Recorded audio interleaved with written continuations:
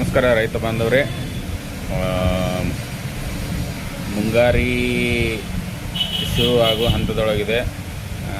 ಮಳೆ ಬರ್ತಾ ಇದೆ.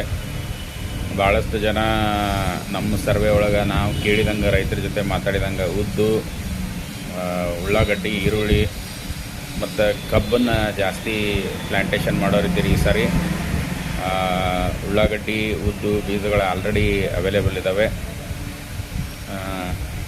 ನೀವು ಹೆಚ್ಚಿನ ಇಳುವರಿ ತೊಗೊಳಿಕ್ಕೆ ಕೆಲವೊಂದು ಕ್ರಮ ಅನುಸರಿಸ್ರಿ. ಈರುಳ್ಳಿಗೆ ತಳಗೊಬ್ಬರ ಹಾಕ್ರಿ, ಯಾಕಂದ್ರೆ ಸಣ್ಣ ಬೇರು ಇರೋದ್ರಿಂದ ದೊಡ್ಡದಾದ್ಮೇಲೆ ನೀವು ಗೊಬ್ಬರ ಕೊಟ್ಟದ್ದು ಎಫಿಕೆಸಿಗೆ ಹೋಲಿಸಿದ್ರೆ ನೀವು ಹೆಚ್ಚಕ್ಕಿಂತ ಮೊದಲ ಬೀಜ ಒಗೆಯೋ ಟೈಮ್ನೊಳಗೆ ತಳಗೊಬ್ಬರ ಏನು ಕೊಡ್ತಿರಲ್ಲ ಅದರಿಂದ ಹೆಚ್ಚಿನ ಲಾಭ ಆಗುತ್ತೆ. ಉದ್ದಿನೊಳಗೆ ಮೈಕ್ರೋನ್ಯೂಟ್ರಿಯೆಂಟ್ ಡೆಫಿಷಿಯನ್ಸಿ ಬರುತ್ತೆ. ಅದಕ್ಕೆ ಒಳ್ಳೆ ಮೈಕ್ರೋನ್ಯೂಟ್ರಿಯೆಂಟ್ ಇರ್ತಕ್ಕಂಥ ಸ್ಪ್ರೇಗಳನ್ನು ತಗೋರಿ.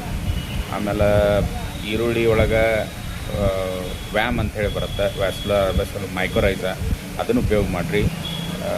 ಆಮೇಲೆ ಏನಿದೆ ಕೀಟ ಮತ್ತು ರೋಗ ಬಾಧೆಯನ್ನು ಹತೋಟಿ ಒಳಗಿಡಲಿಕ್ಕೆ ಪ್ರಿವೆಂಟಿವ್ ಮೇಜರ್ಸ್ ಅಂತ ಬರೋಕ್ಕಿಂತ ಮೊದಲ ಕಡಿಮೆ ಖರ್ಚಿನೊಳಗೆ ಆಗ್ತಕ್ಕಂಥ ಕೆಲವೊಂದು ಮುನ್ನೆಚ್ಚರಿಕೆ ಕ್ರಮಗಳನ್ನು ತಗೊಳ್ಳೋದ್ರಿಂದ ನಿಮ್ಗೆ ಒಳ್ಳೆಯ ಇಳುವರಿಯನ್ನು ಈ ಸೀಸನ್ದೊಳಗೆ ನೀವು ನಿರೀಕ್ಷಿಸಲಿಕ್ಕೆ ಸಾಧ್ಯ ಇದೆ.